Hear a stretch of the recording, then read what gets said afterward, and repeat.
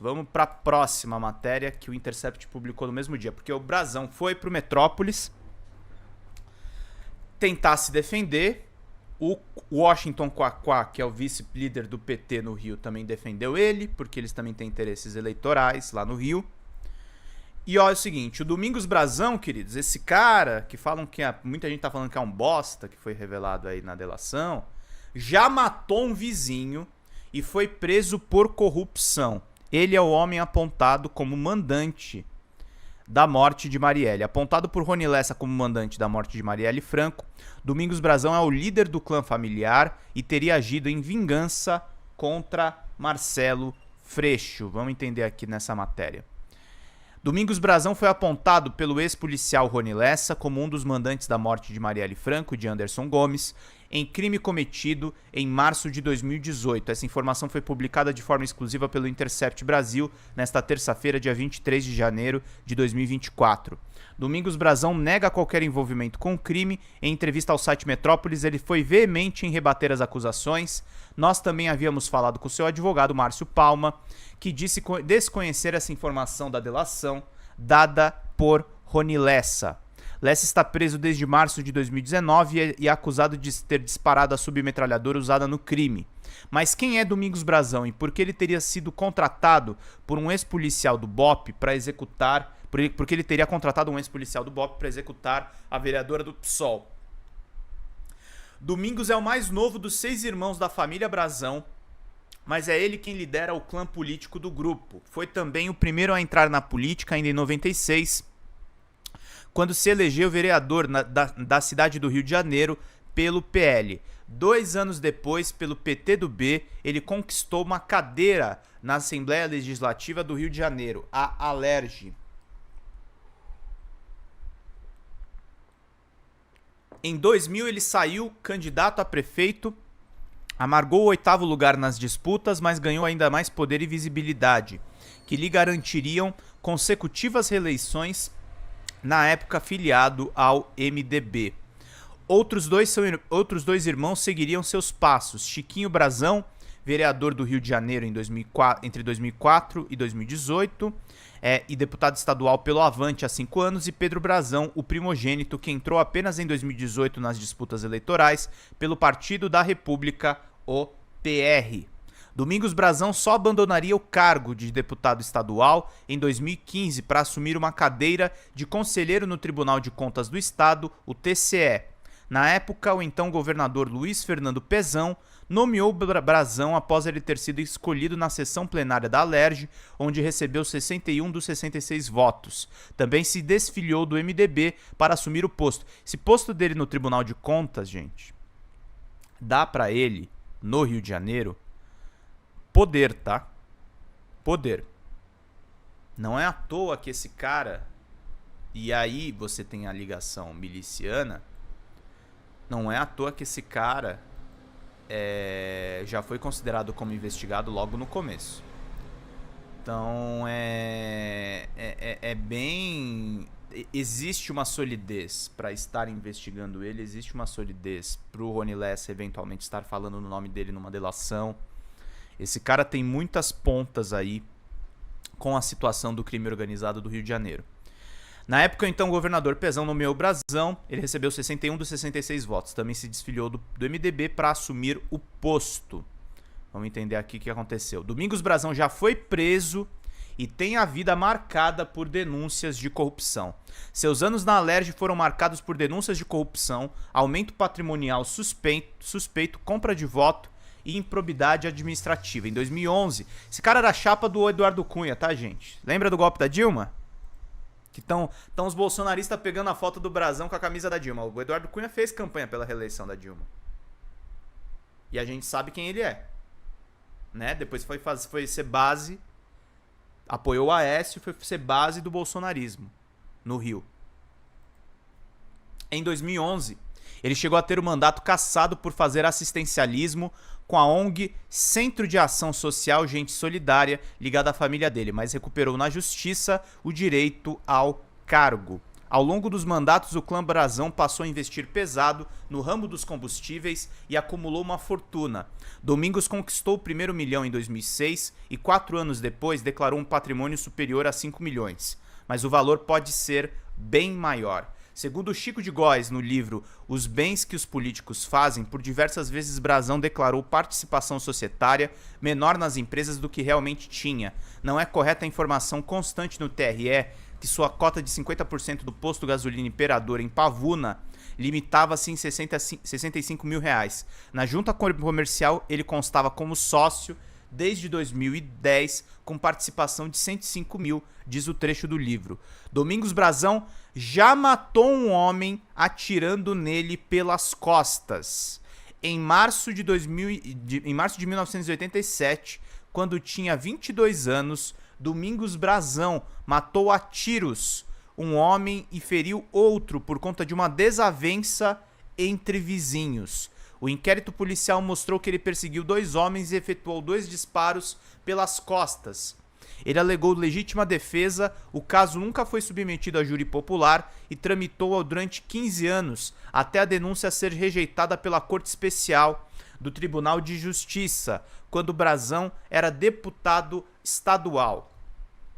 A autoridade policial destacou à época a índole violenta e perigosa do réu, que constantemente portava arma e se unia a grileiros, que disputavam posse de terras da região. Lembra a matéria do Globo que eu comecei lendo agora? Faz todo sentido. Os caras só ficaram com medo da delação vazar. O que foi dito tá dentro do que os caras estão investigando, tá, gente? Tá dentro do que está sendo investigado. Afirmou em 2002 José Munhoz Pinheiro Filho, então Procurador-Geral da Justiça, chefe do Ministério Público do Rio de Janeiro e, posteriormente, desembargador.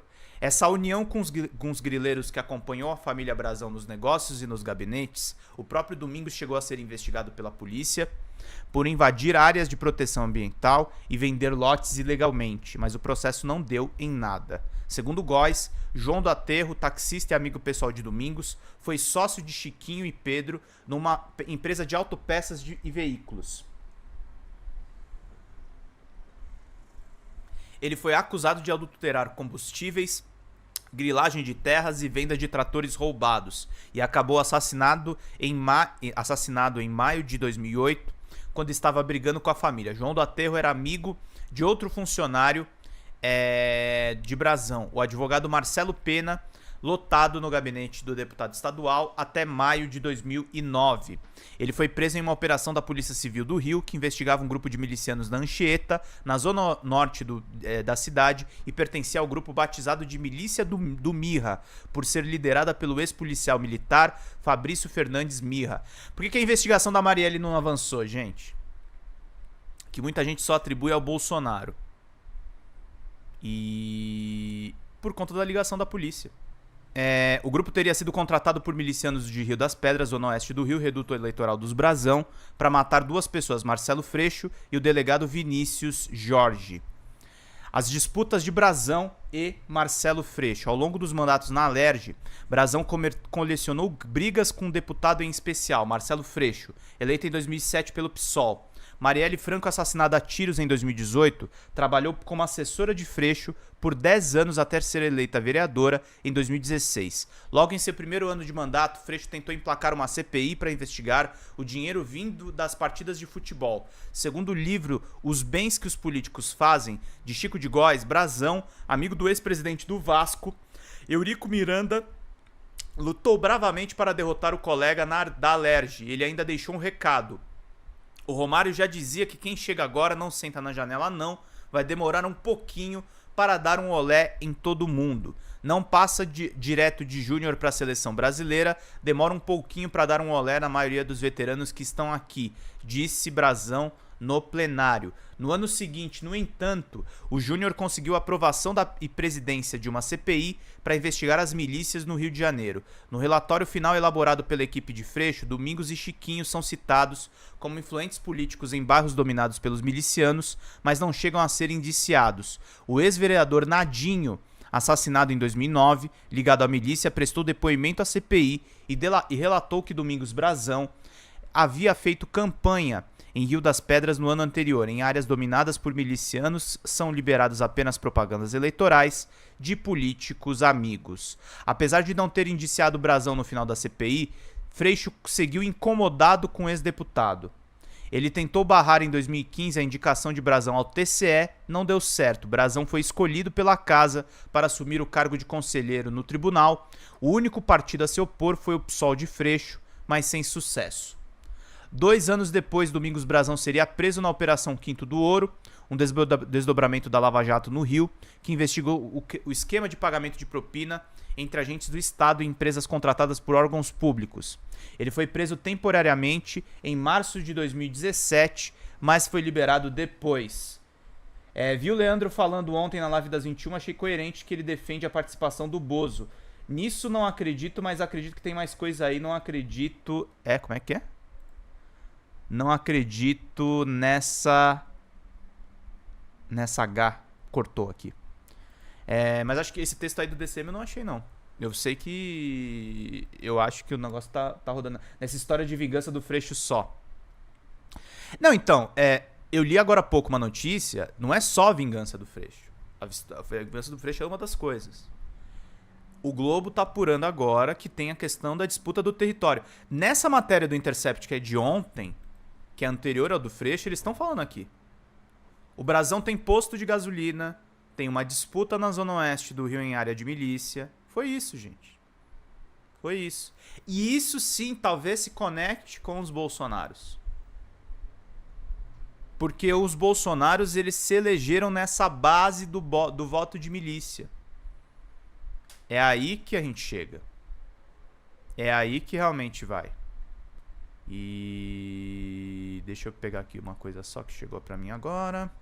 Rapaz, é tanta informação, eu tô meio até zonzo.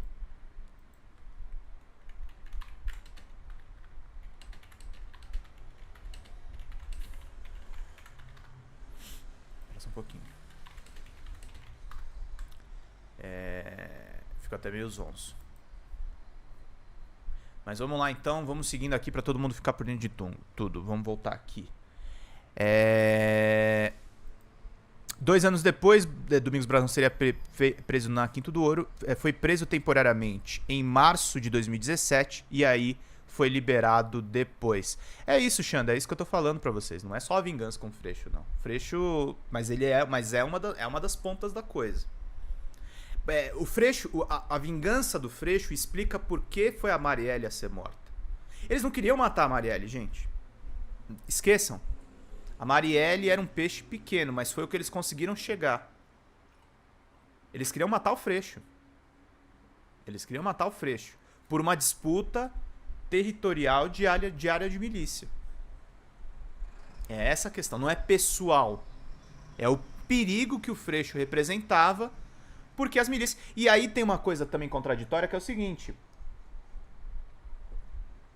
Os governos do Lula e da Dilma apoiaram a UPP. Então tem essas bizarrices do Brazão ter apoiado a reeleição da Dilma. Eles não são todos bolsonaristas. Os milicianos têm um quê de canalhas políticos, né? Eles apoiam o que tá em voga na ocasião, né? Vamos continuar lendo aqui a capivara do Domingos. Naquele mesmo ano, a Operação Cadeia Velha, deflagrada em novembro de 2017, 5 meses antes do assassinato da vereadora, puxaria outros aliados de Brazão para a cadeia. Nomes fortes do MDB no estado foram presos nessa operação da Polícia Federal, a exemplo dos deputados estaduais Paulo Melo, Edson Albertazzi e Jorge Pisciani, morto em maio de 2021. Albertazzi, pouco antes de ser preso, havia sido indicado para uma vaga no TCE. Dessa vez a investida funcionou. Freixo obteve uma liminar na justiça impedindo a posse do deputado no TCE. No dia 14 de novembro, o parlamentar desistiu do cargo. Naquele mesmo mês, Melo e Pisciani foram presos por um esquema de corrupção na Assembleia Legislativa. Segundo o Ministério Público Federal, os 3 receberam propina para ajudar a aprovar medidas legislativas em benefício de empresas de transporte público e de construção civil. Freixo defendeu a manutenção a manutenção da prisão dos 3 deputados no plenário da Assembleia Legislativa, a Comissão de Constituição e Justiça da Casa votou no dia 17 de novembro novembro de 2017, um relatório favorável à soltura dos deputados. Freixo enfatizou a sua posição contrária aos colegas da Casa. O que está em jogo agora é uma denúncia das mais graves e tem relação ao que foi feito nos últimos 10 anos. Se hoje a gente tem uma crise social profunda, se tem uma crise financeira profunda, isso se dá por um modus operandi que está aí dentro e que hoje, segundo o Tribunal de Justiça, estão respondendo por fazer parte de organização criminosa. É sobre isso que vamos votar e é sobre isso que seremos cobrados na rua. Como determina a boa democracia, quem tem vida pública não tem medo de ser cobrado na rua. Evidente que vamos votar contrário a esse relatório do CCJ, disse Marcelo Freixo. Fala, querido sapateiro, bom dia. Nesse angu tem caroços e dos grandes. Tem um caroço da milícia, né, gente? É